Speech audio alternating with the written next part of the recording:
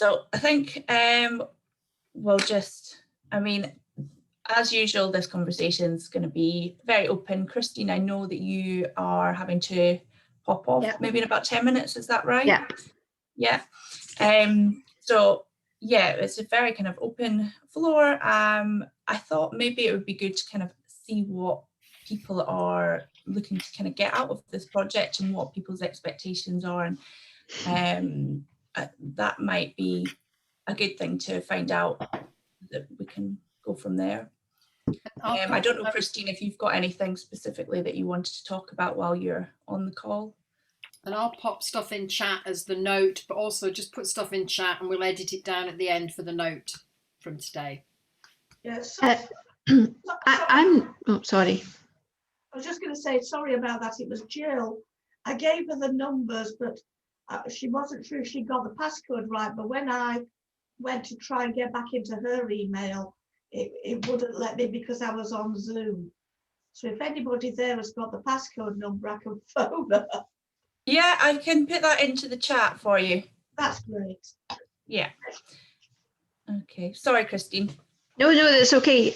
I'm not really sure what I want to get out of it, except that I'm here to support people who have been working in Borders on lots of different projects and doing community development for a long time. And a lot of what we do is about supporting communities and helping groups to become sustainable and all of that sort of stuff. So I'm just here to share what we've been doing and see if I can help in any way with the work that you are doing going forward. So. Thanks. I'm sure that we'll get a lot out of the box, isn't it? That you're outside the box, yeah. Outside the box. I'll put the link in the chat, don't worry. Yeah, does everybody know each other? I know we've done kind of hellos in the last meetings, and I know everybody has been to at least one. If there's any intros that you want done, just let me know. Everybody's happy.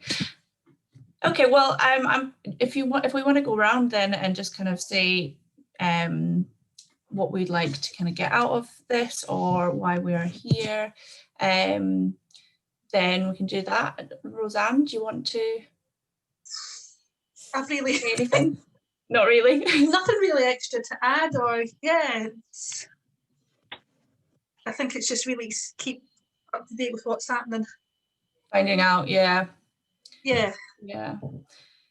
are trying to figure out kind of the best way to do that. I don't know if people feel that a space like this is useful, kind of a call to find out what's happening, or if more of a bulletin board online thing is useful.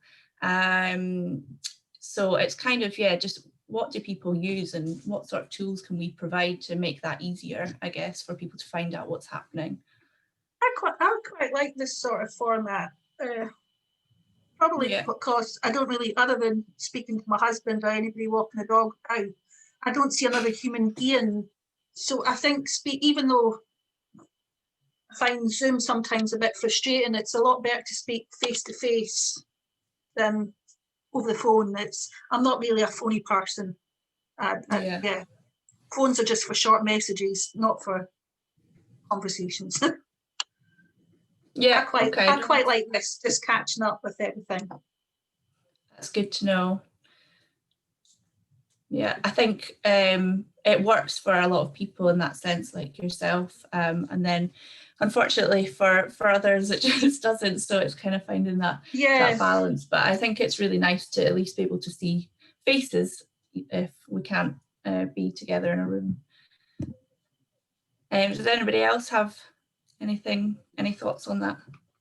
Sorry, apologies.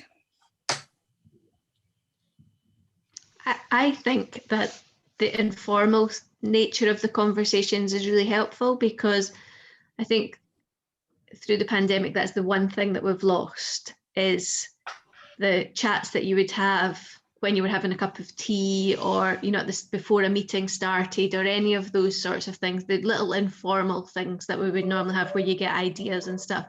So I think having a space where you can have where it's just there's no real agenda. It's just we're going to have a conversation is a good way for getting creative ideas and things like that, because that, for me, that's the bit that's missing through Zoom, because you feel like you've got to go and there's got to be an agenda.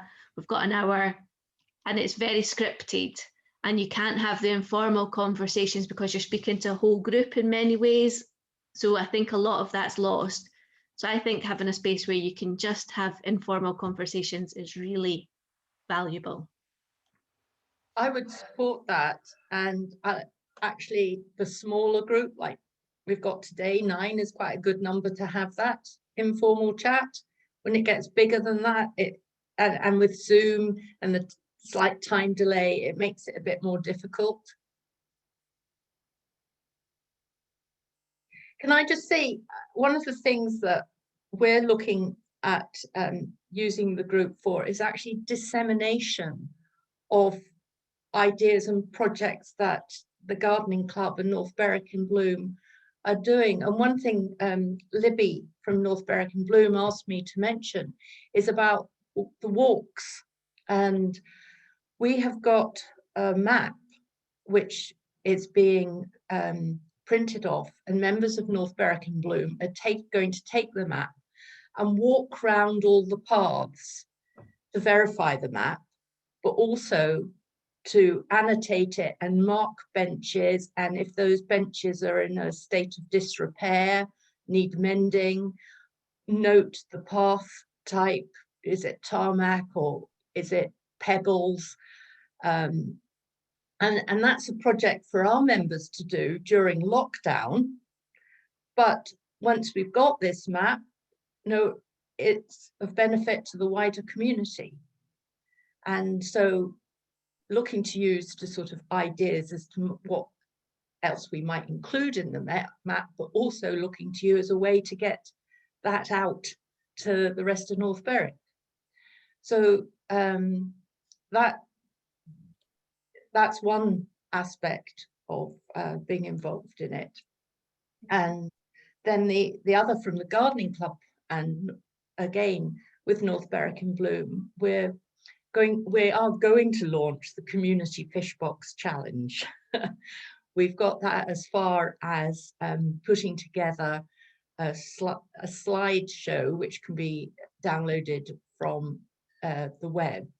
At the moment, we've just got as far as writing the script, and we're getting some children to record that. And the instructions are how to make your fish box and turn it into a planter and fill it with plants. And we're looking for old people's homes to do it. We're looking for nurseries to everyone. Maybe people in the street could get together and you have fish boxes in your front garden. So we are going ahead, and we'll launch it later this spring. Again, it's feedback and ideas from you, because we can see it from the gardening perspective, but dementia and communities is essential to it being successful, including other communities. That sounds like a brilliant idea. And when you were talking about the walking as well, that's one of the kind of the big topics that people are talking about at the moment. And we are planning on doing, I'm speaking to a couple of people on Tuesday, kind of people that are involved, I guess, on an East Lothian wide level with organising, well, that will be Jill coming in now. Yes, at long last. So looking kind of in. Oh, sorry, is Fiona coming in, because she's doing a whole load of stuff on physical activity and walking, isn't she? Yeah, so we're working on that together. She can't make this meeting, but that's who we're going to be speaking to, a few people. So you're more than welcome to join that conversation. And I was going to ask if there's anything that anybody else wants to feed into that conversation. We're going to be talking about walking and kind of how we can make it more accessible in East Lothian, and then from there feed into a walking focused session that will be open to everybody, where we might have some speakers and then room for discussion and ideas. So if that sounds like something that you'd be interested in, Kathy, I can send you the details for Tuesday, and then yeah, we'll be opening that up as well. Yes, and it would be, well, I say I'm here from Libby asked me to arrange to talk about this map in particular. So could you include her as well? Absolutely, yeah. I'll email you both after this. Well, presumably, if we've sent the link out, anyone can come up who's interested to it, Maya. Or is it a closed meeting? So at the moment, me and Fiona are speaking to just a couple of people that are involved on a national level to get an overview of what's happening with various projects, and then we're going to open it. We're going to have that discussion, and then we're going to have an open community discussion as well. So what do we want to put into the note for the group then, about so people know how they can join in and when they can come in? Yeah, because walking came up last time as well, and there's a lot happening. Wilma was talking about maps and yeah, I'll be sharing all of that information with everybody. Okay. Yeah. Yeah, we've got, that's one of the things, is we obviously need to find out what dates work for everybody, etc. So yeah, we've got a doodle. I know it's maybe a foreign thing to some, and it's quite annoying for others, but it's a way of finding out dates that work. So you might notice I'll be sending some of those in the email updates as well, so people can say what works for them.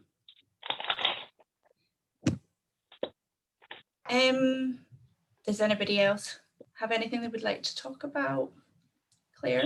Yeah, one thing I agree with in I suppose in theory the informal, and I think that probably comes from a place where there's a huge amount of a wealth of knowledge from all that you've done.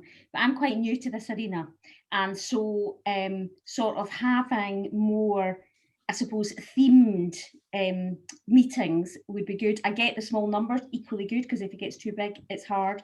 But even, themes about best practice, how you comms, so overcoming challenges, how do you keep the wheel turning in COVID, because there's an exhaustion for what you're trying to do, and is anybody coming up with new ideas?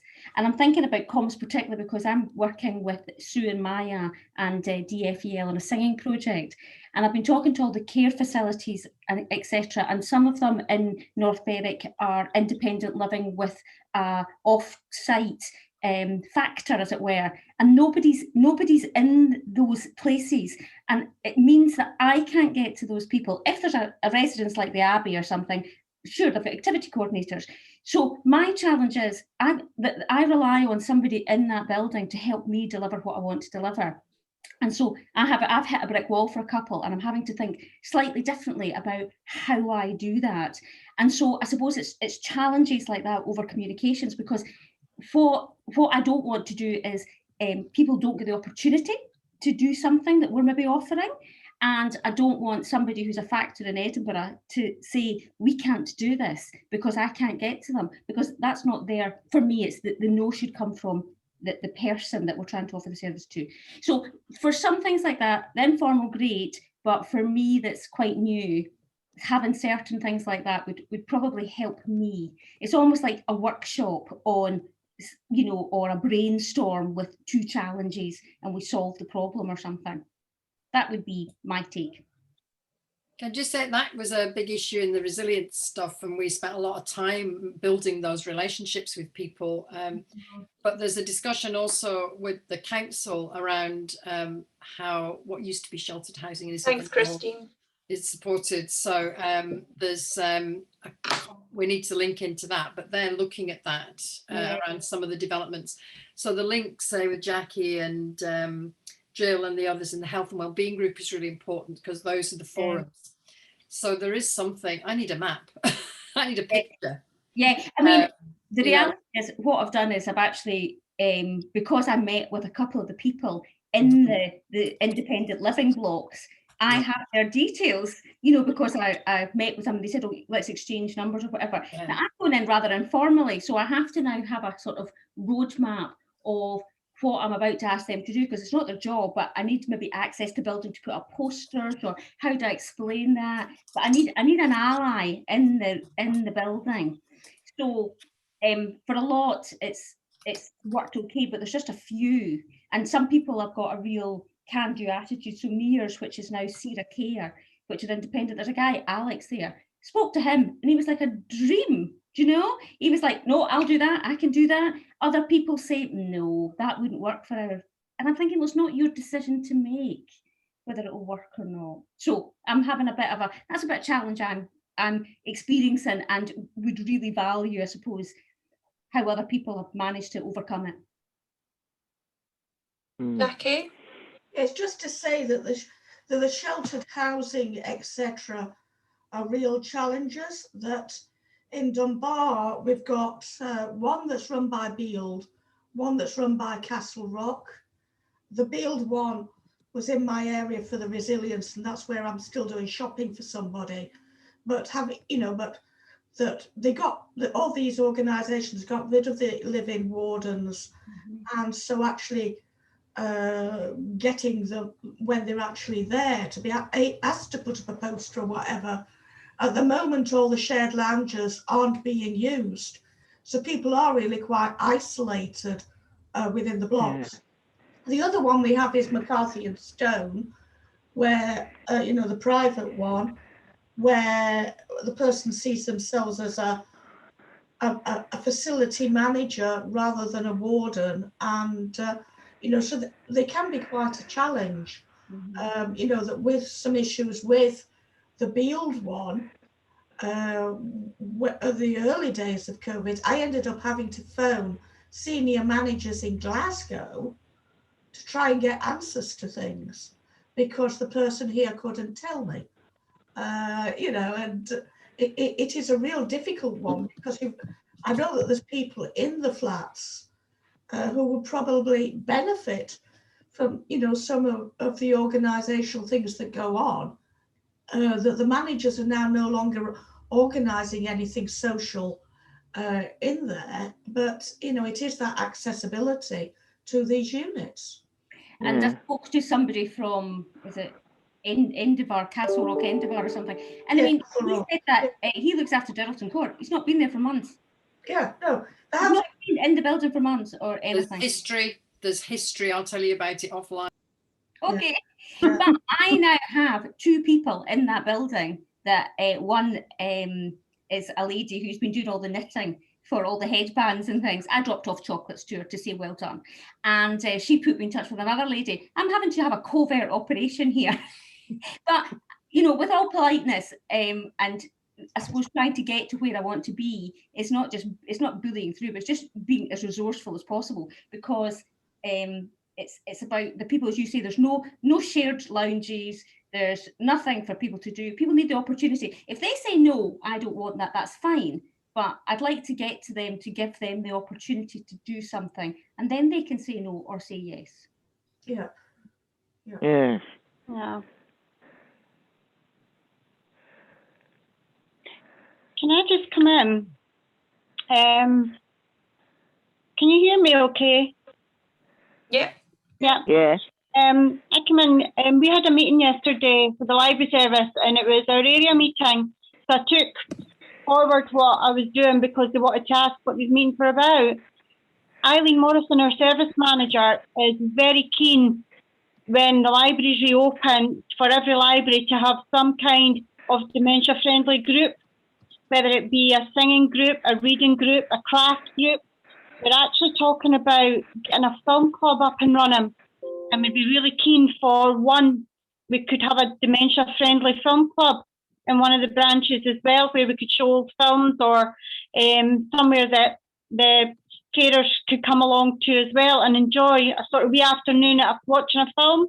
So is this something that you would be keen to see us do? Roseanne can take, well, you know about the one in Trinent. Yeah. Had a great film club, didn't it? We had one. It started off as Alzheimer's Scotland that ran it, and it was held in the old Fraser Centre before it got done up. And then Dementia Friends Trinent got involved, and we rebranded it. But unfortunately, COVID come in. But yeah, we changed it. We found if we said dementia friendly, it wasn't well tended, but we changed it to dementia inclusive, and we went from having something like about 10 to about 40 odd and up to 50. Wow. And we had a sandwich, well, it was soup and a roll, a cup of tea, and everybody. So anybody can come along, but it was just to let you know that there was people with dementia in it, you know. And the films we done before lockdown, it was really well received, you know, and it's, yeah, so that was something in Trinent we had talked about, Sue, Michael, David, or and I, but then COVID hit. To maybe have, was Thursday going to be dementia or dementia day in the Fraser Centre? Can you remember? Yeah, we just had a discussion because there was loads of groups happening in one place, and we were because we're going to have care of support. Yeah, and we were happening at the same time, and it was times that suited us, not suited people who wanted. Yeah, was it not going to be? There was a movie. There was obviously the cafes open all day, but there was also, while the movie was on, there was going to be a specific care sort of support thing, and the film, yeah, it was well received. So yeah, and there was a wee people paid a donation to it. That's that's important part of, even if it's only 50p. I know Parveen uses that with her aging well stuff, but brilliant. You know, we get so many people who, even if some of you might remember one of the ladies in Fidra who always had a book with her. She couldn't read it anymore, but she had spent her whole life, Wilma, with a book by her bed. This will be me. She wasn't a person without a book, and the library came. You know the folks down at North Berwick Library came, made sure she had a book, and she chose her book every week, and it was just little things like that. Yeah, things go a long way. And I just think as well, it's letting people know what support groups are out there for them, because obviously there's a lot of new diagnosis coming through, and it's where do people go for support? Not so much the patients themselves, but more the carers. What groups are available, what support's out there. So we'd like to make sure that the library, all the libraries in Lothian have this information that we can carry forward, let people know what support groups are in their area. So we're really keen for all this.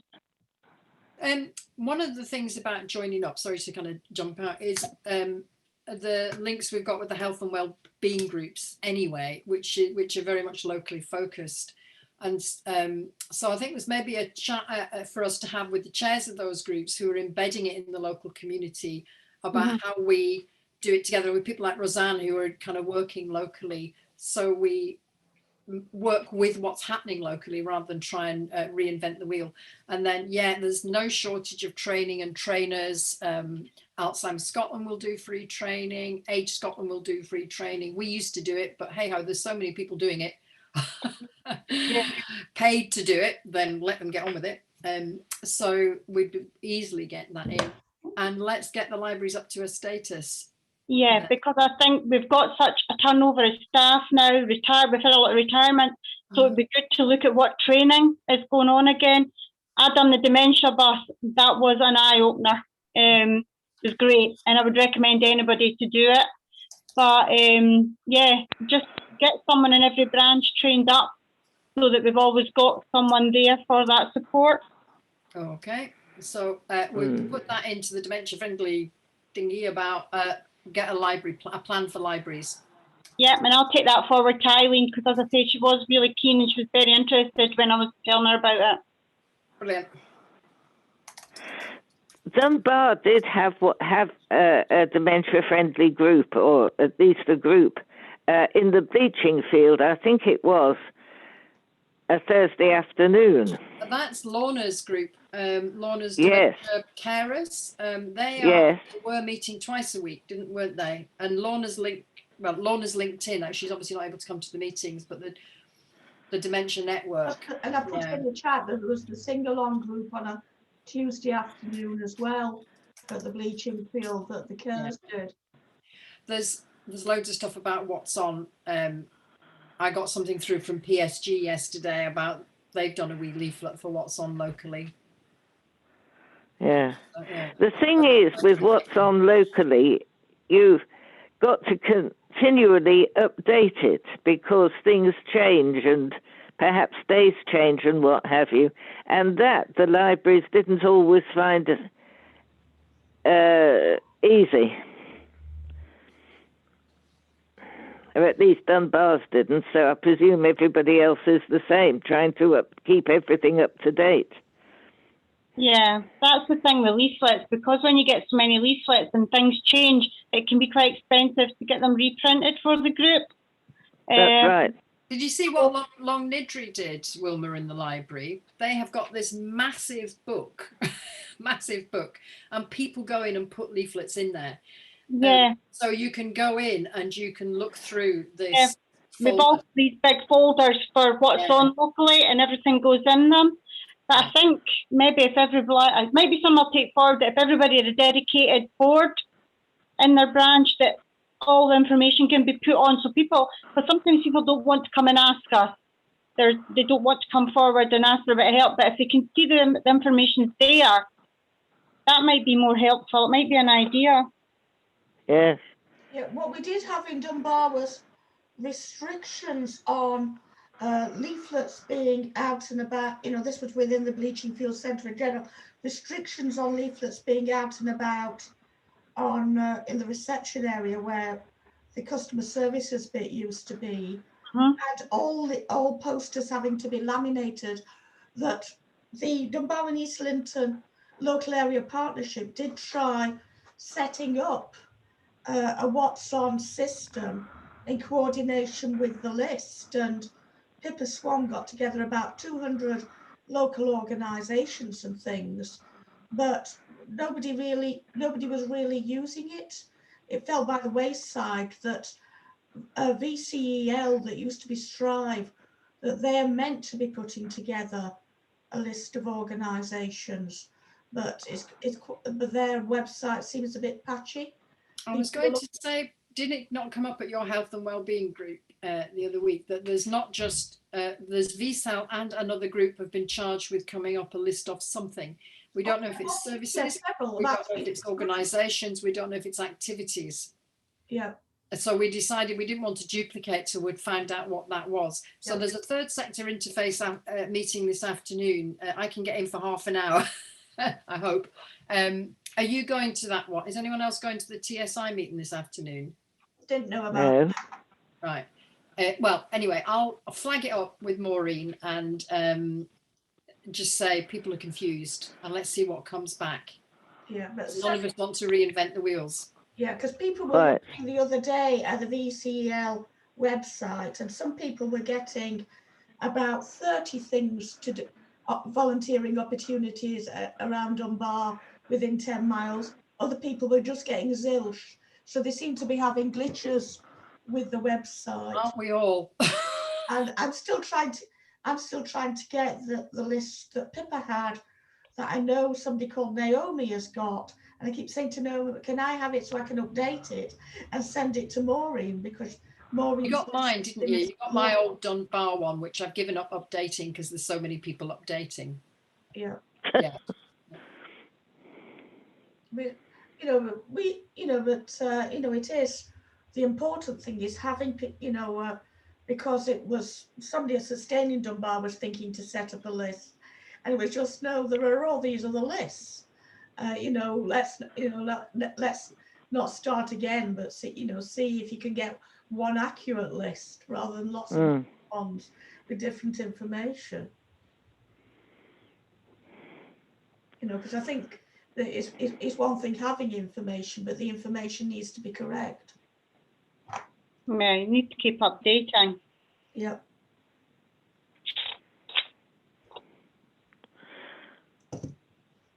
But that's been the trouble all along, hasn't it? This networking business and trying to coordinate all the different information that's around. It's been the problem all along. And a lot of things take time just to get going and established, because I know at Trinette Library, they started on a Monday. I think it was meant to be like a knit sorting that out. Nobody was taking it, but there was a room, and basically you could take your stuff along. If somebody was there could help you, they would help you.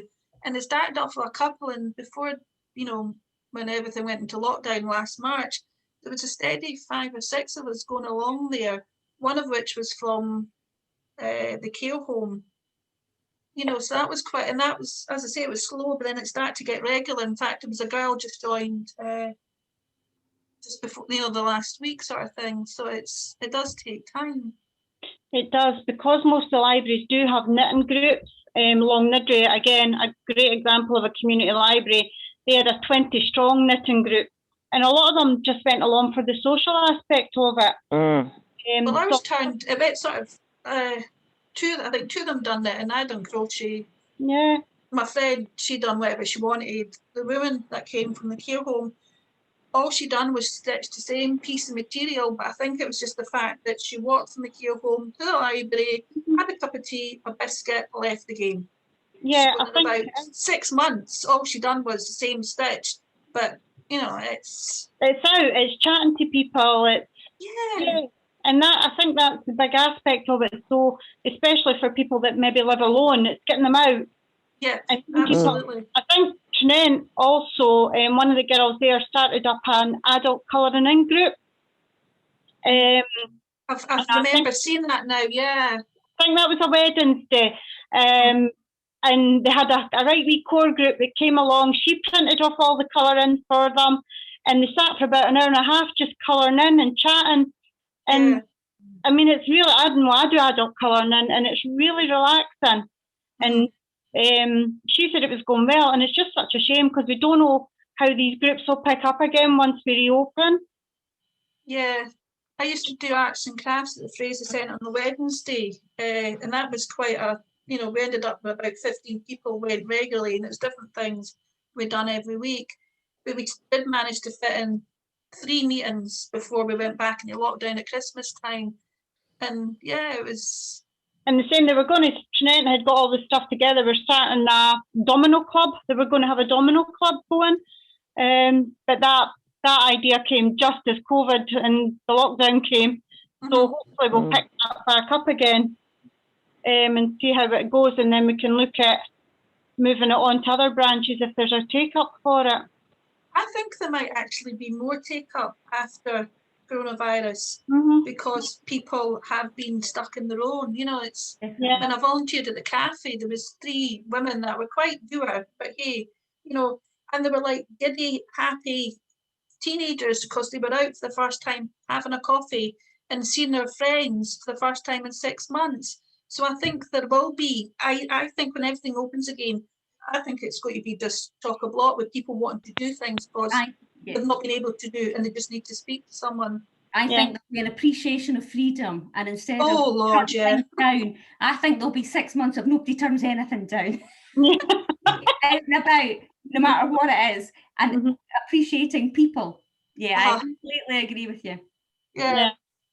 We found when we opened up a couple of libraries for browsing just before the second lockdown, that were all coming in, and a lot of them were getting their books, but a lot of them wanted a wee 5-minute chat.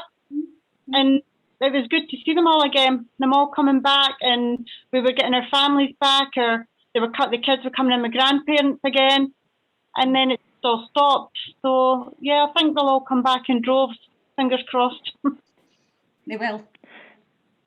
Do you think they'll automatically do that, or do you think there needs to be some sort of information available about the groups resetting up? Yeah, I would think they'd need to know that the groups are up and running again. We post a lot on the library's Facebook pages. We've got an adult one and a children's one going now, and we also link in with all the community pages like Trinent Folk, Preston Pan Folk. We've got links in with all them, so we're starting to put a lot of stuff out on them as well. And I think, despite the fact that most of us will be jabbed or some will be jabbed, I think there'll also be people will look for information for safety assurances to show that while we appreciate the social easing and jabs are now rolling out, but you're mindful of everything we've still to be mindful of. So I think there needs to be assurances because people will feel cautious. We've had a year of this now. It's to be a wee bit ingrained. So I would agree that we need to say we're doing this hand sanitizer, blah, blah. You know what I mean? Yeah, still all have the guidelines and the Yeah. in place, Mm. social distancing, because I think that'll be here for a wee while. Yeah, absolutely. Yes. And also people want to know before they go. I mean, I find that I risk assess before I leave the house now. It's something you never did before. And so when you go a place, you think about it, you know, go to the loo before you go so you don't use another loo or whatever. But you've got the idea. Yeah, yeah. And I think there is still going to be a lot of people that are still going to be scared to come out, regardless. Yes. So it's how we reach these people to let them know that we do have guidelines, that the groups they are socially distanced, things are not just everybody crammed in again. So it's getting a way around that as well. And it's how do we know who to target? Do you know if there's, like if there is someone that's on their own and they don't use social media, how do we get out to these people? But again, this was exactly the challenge that we had during the resilience work, which is why this project exists, is that neighbours, the resilience teams were doing stuff. So when I couldn't go and see Mrs. McGlumpher over in Preston Pans, the young women from the Penny Pit Centre were out delivering her meals. So they know her. So so now the relationship is how do we work with them rather than because I'm not going to go back and replace that relationship and take that relationship off them. You know, I want to help them and support them do that. So that's exactly what this project is about, is we got a lot of connection with some very lonely people. And we value that, and that's what we've all been trying to do. I mean, I'm just thinking of Linda Digney here, Claire and Maya, who got everywhere with her kindness hampers and her prescriptions, and you'll have got the same in Dunbar and everywhere. Street links, it's there. It's for us to treasure and build on, I think. And I was just going to say as well, in terms of getting information out to these people, there was in North Berwick, we sent out the courier to quite a few folk. So the courier kindly gave us some free copies, and then we managed to put kind of leaflets and information in there as well. No, they didn't give us free copies. We paid for them. Yeah. Oh, reduced sorry, price. my mistake. Because part of our aim was to keep the courier going because they were really struggling. So we didn't want free copies, and we'd have undercut their local news agents. No, we paid a reduced price. No, because but they're fabulous, you know, fabulous. You know, we put out lots of leaflets, you know, in Dunbar, you know, that because we were aware that not everybody was on social media. So, you know, I think they put out a couple of thousand round and about, and some people, you know, still have them because it was in recent days with the snowy weather that we've been asked to keep an eye out for people again from the resilience teams. We've heard from a lot of people as well that people are really enjoying getting newsletters or letters through the post. And obviously that's, you know, each kind of group doing their own sort of post to their own people, because GDPR and all of that stuff. But I think, yeah, getting stuff through letterboxes is, you know, really lovely for folk to get something tangible that they can read. The feedback from other dementia-friendly communities is that they now do a lot more and a lot longer newsletters. So their resource, when they're not opening meeting centres, for example, has just gone massively into newsletters and getting information out to people. And that ours is too. Ours has got bigger too.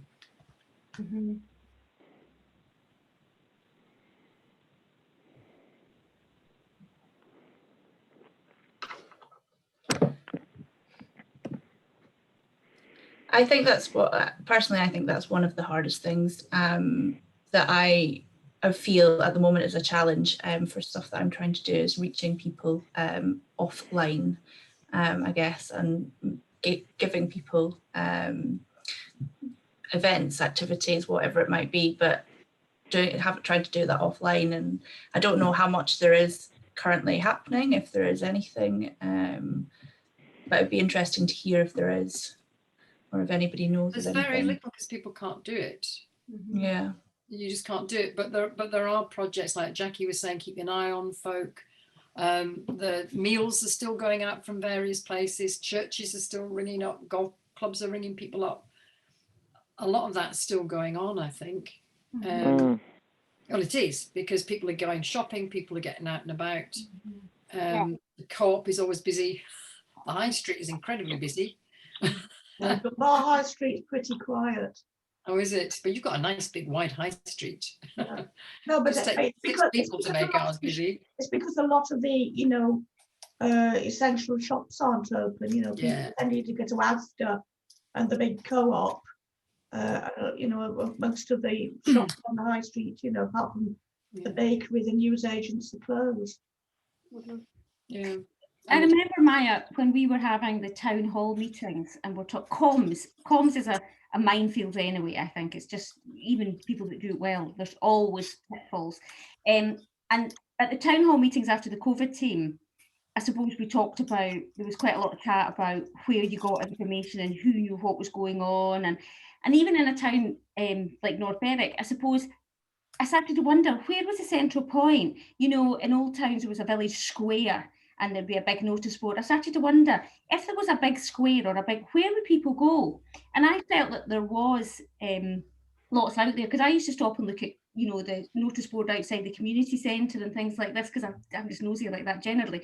But what I felt was, even though they were there and people saying there wasn't anything there, I would say, well, there was. I suppose it's that sense of, where do you put them? Because the other thing is, you put them in a place you hope people go to look, but you can't tell them where to go to look because you can't reach them, and that's why you're putting it there in the first place. You're in a conundrum. So I suppose, is there something you could start to say, where is the central point offline that we could go to in each town that becomes the town notice board? Because that's what, you rely on Facebook for North Berwick News and Views and all the other things that we have, but where's the offline one? Yeah, I remember years ago, our co-op had a big community notice board, and everything was on there, from dog grooming to keep fit classes to houses wanting exchanged, and everybody looked at it, because it was just before you left, and it was this big, and they didn't charge you to, like a lot of the newsagents used to charge you to put posters in the window, whereas the co-op didn't charge, and there was pins, people would just pin their notices up, they would date it, put it up, and then it would be up for about a fortnight, and it was well used, and that was great, because you captured everyone doing their shopping. The thing is, as well, Wilma, it becomes a success of its own success, because it actually gathers momentum. People then know the best place to look is the co-op notice board. But that grew, I suppose, because of a smaller place. But completely agree. It's the place to put it. It's when we were talking in the resilience team about how to get information out to people. We knew where people were going, because they could, during lockdown 1, because they couldn't go to many places. So we knew people were going to the co-op. We knew they were going to Tesco's. We knew they were going to the beach. We knew people were going out for walks. So in fact, there was one of the times when there was no point in putting leaflets all over the lampposts, although the rugby club did bless them, because that's what they always do. But it was specific places. And the GP surgeries, which you'd always normally have done it, no leaflets, no people. So we had to think differently about where information went. And working with networks and families, paid carers, unpaid carers, everybody has got somebody around them, neighbours, all of that. And again, it's back to community, because that's the only people who are out and about. Sorry, Jill, I cut across you. I was just going to say our co-op notice board is still active. And there's quite a lot of bits and bobs on it. So I think that's a good place for Dunbar. Now, the town notice board is in the high street, but I'm not sure that many people actually look at it. Yeah, a few notice boards around, because we paid to have the notice board updated, to have it repaired. Some of the information is quite old. West Barnes recently, after a long time of trying, that they have now a village notice board at the local village shop, but a chap from West Barnes Community Council he has a key, so he goes and puts stuff in from that I've produced from their community council, and that Ola, she puts in stuff from the village hall and things like that. The Dunbar Community Council one, I think it's mostly been Joe Moulan from the museum service who was it, and I was looking the other day, and there's some stuff from Community Council from about July of 2019. Yeah. So it is how you, again, it's another thing you keep up to date.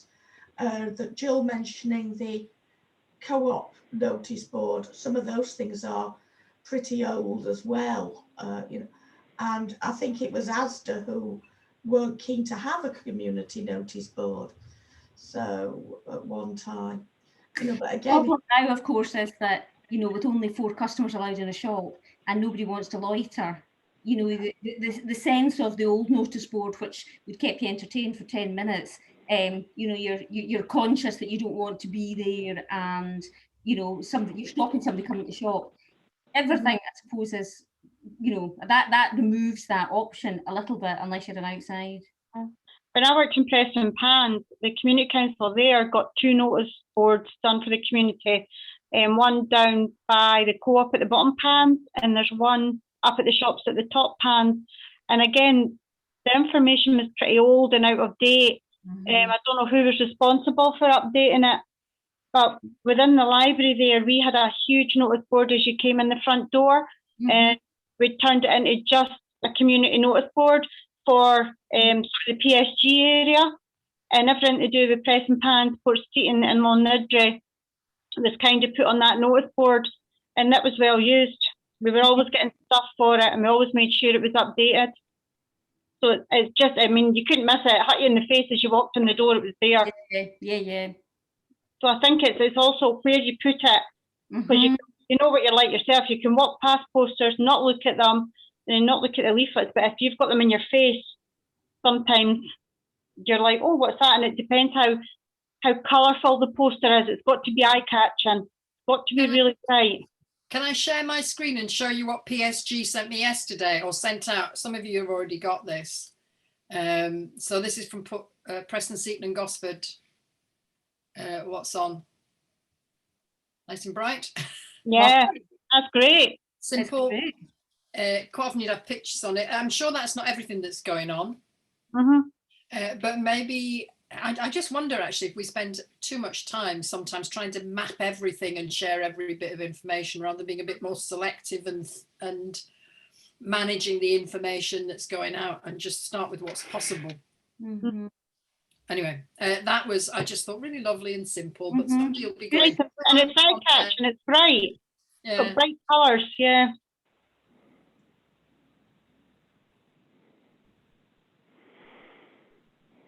You're on mute, Kathy. I've just asked to unmute you. There you go. I'm going to have to go now. So thanks very much. I look forward to chatting soon and hear from you, Maya. Thanks a lot. Yeah. No Bye. problem. I'll be in touch. Thank you.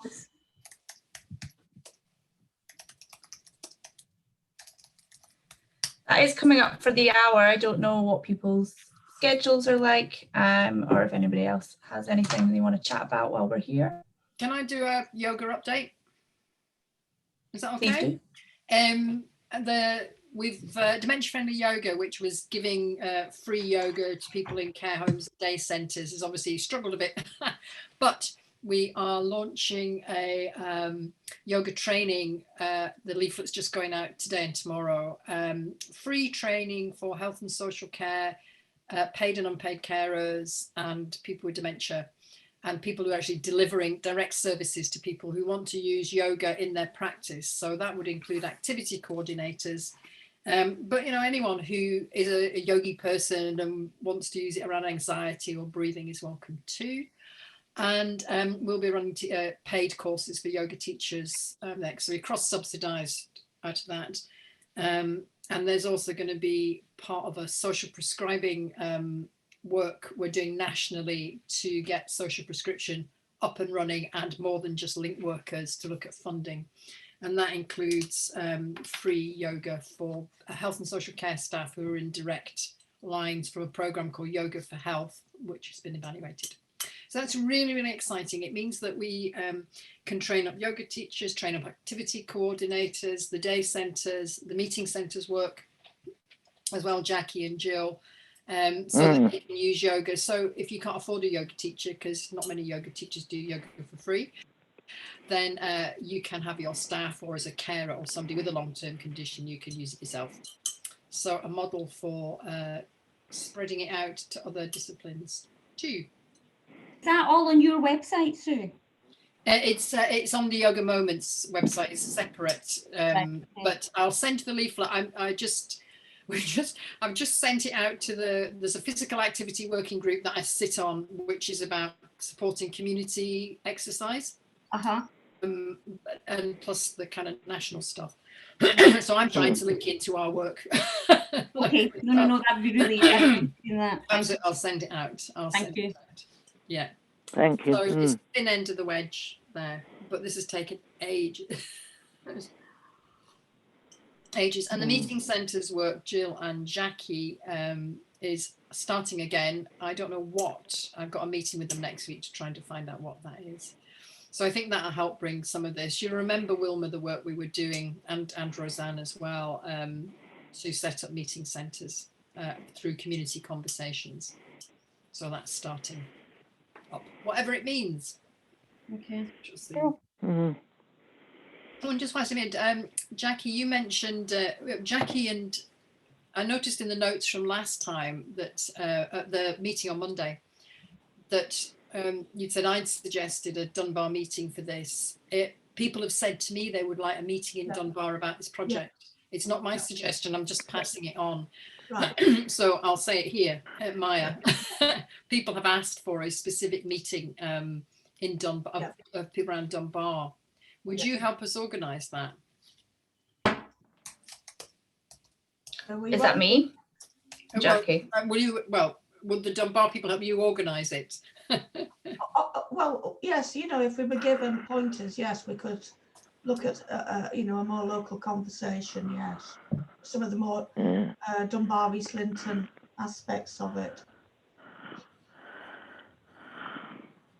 Yep, I'm happy to help. Yep. In any way. Well, would that not be one of the themed conversations, Maya? Yes. Yeah, we are looking at. Yeah, we are so looking a Dunbar at themed conversation. It's easier to put it in that way. A Dunbar themed conversation. Yeah.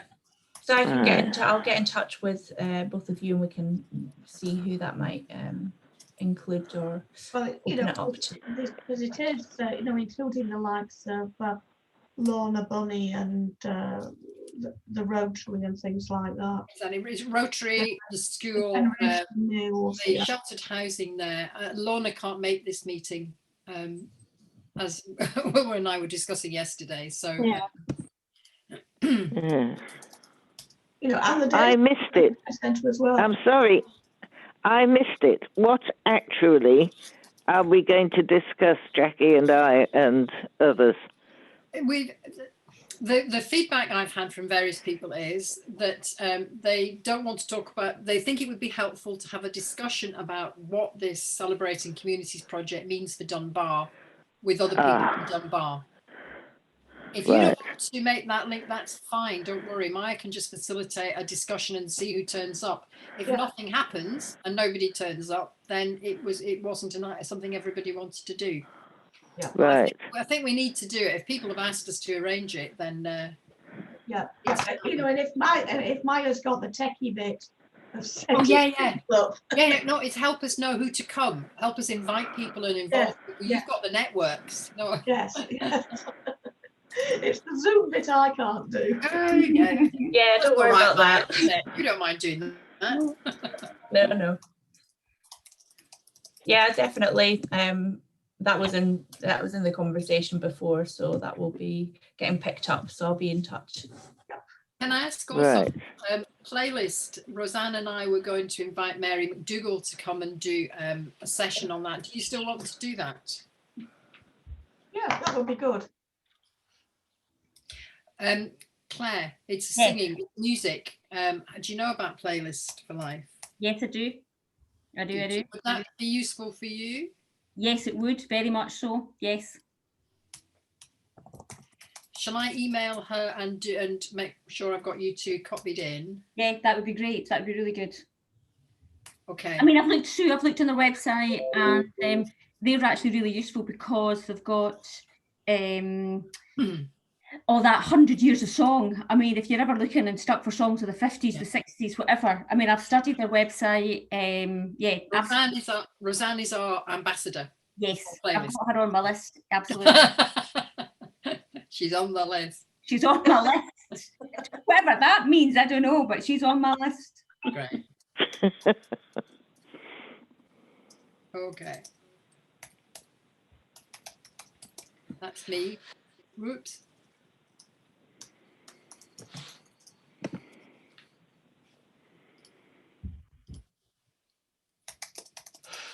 Okay. Anything else that folk have? So is there still a meeting next Thursday then? Is that the plan, or are you thinking about what you'll do? I'll be in touch. I'll send out, so if you just keep an eye on your emails. Yeah, so it was every second, so it might potentially still, we'll keep it at the 25th. I am trying to get information, well, kind of feedback from people about what days and times work best. So we're still kind of working on that. So if anybody here as well, I mean, if Thursday morning doesn't work for anybody here, and there's a better time or day, please do say, and we can add that into the mix.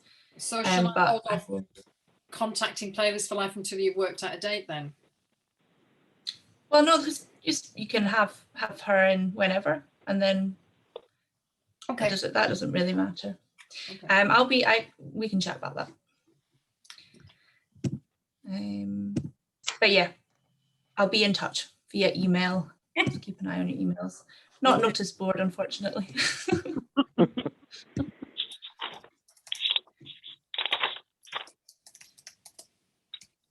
Well, I could do with a cup of coffee. I don't know if anybody else is wanting to continue the conversation. Feel free.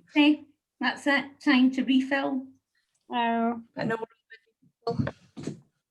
Can I leave the meeting on? I need a quick chat with Claire. Is that all right? I need to go. I've got another meeting coming up, so I would need don't to. worry. I need to go too. So You're inside. see you later.